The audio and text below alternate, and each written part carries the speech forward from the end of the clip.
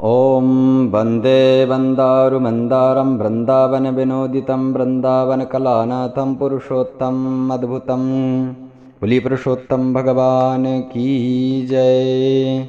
सभी भक्तों को जय श्री कृष्णा।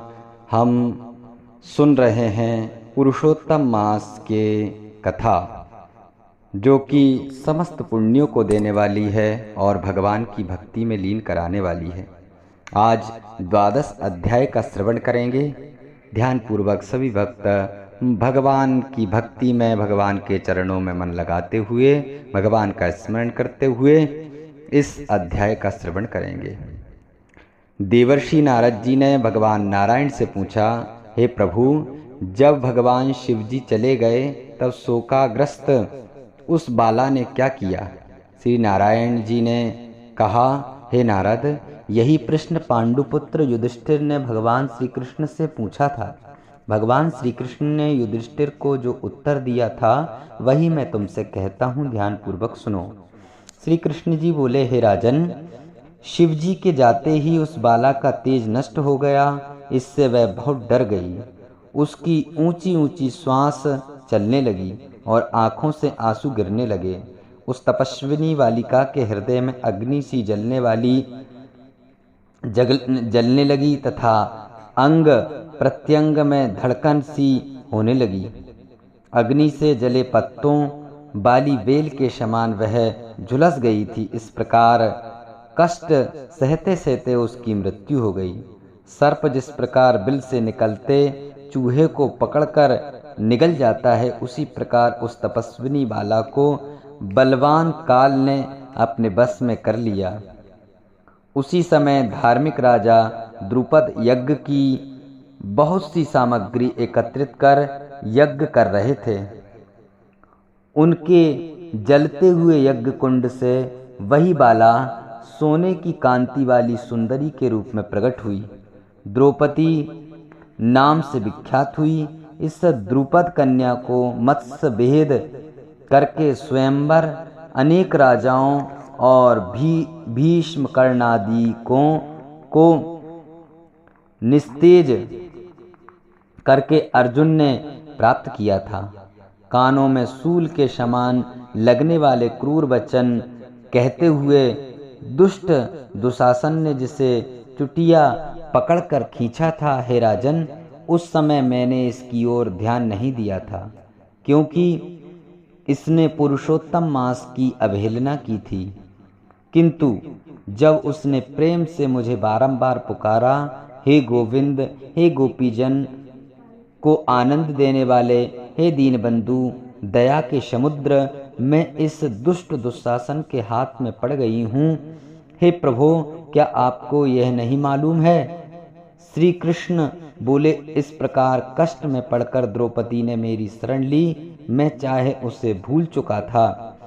तब उसकी प्रार्थना सुनकर शीघ्र ही गरुड़ पर सवार होकर उस स्थान पर आया और उसे वस्त्रों से परिपूर्ण कर लज्जित होने से बचा लिया। इतना होने पर भी पुरुषोत्तम मास की अवहेलना वश मैं उसकी तरफ से उदासीन रहता था, क्योंकि पुरुषोत्तम मास के विरोधी को मैं गिरा देता हूँ। इसलिए अब आगामी पुरुषोत्तम मास की तुम सेवा करो। 14 वर्ष पूरा होने पर तुम्हारा कल्याण होगा। भगवान श्री कृष्ण ने पांडवों को धीरज बांधते हुए आगे कहा, हे पांडुपुत्र, इस द्रौपदी के बाल जिन्होंने खींचे या देखे हैं, मैं उन दुष्टों की स्त्रियों को केशहीन करूंगा। तुम दुर्योधन आदि पापी राजाओं को यमपुर भेजकर शत्रुओं को दंड देकर स्वयं राजा होगे। जो मेरे प्यारे भक्तों को दुख देते हैं वह नित्य ही मुझे दुख देते हैं। मैं उस दुष्ट की ओर देखता भी नहीं, उसे यमराज दंड देते हैं। भगवान कृष्ण ने इस प्रकार द्रौपदी एवं पांडवों को समझाया और द्वारिका जाने की इच्छा से कहने लगे, हे राजन, द्वारकावासी मेरे विरह में व्याकुल हैं। मैं आज ही द्वारका जा रहा हूँ। श्री कृष्ण जी बोले, भगवान कृष्ण को इस प्रकार कहकर चलने को उद्यत देखकर गदगद हो पांडव बोले, हे जनार्दन, आप हमारे जीवन दाता हैं, आप हमारी रक्षा करें। हे जगतपते, हमें कहीं भुला ना देना।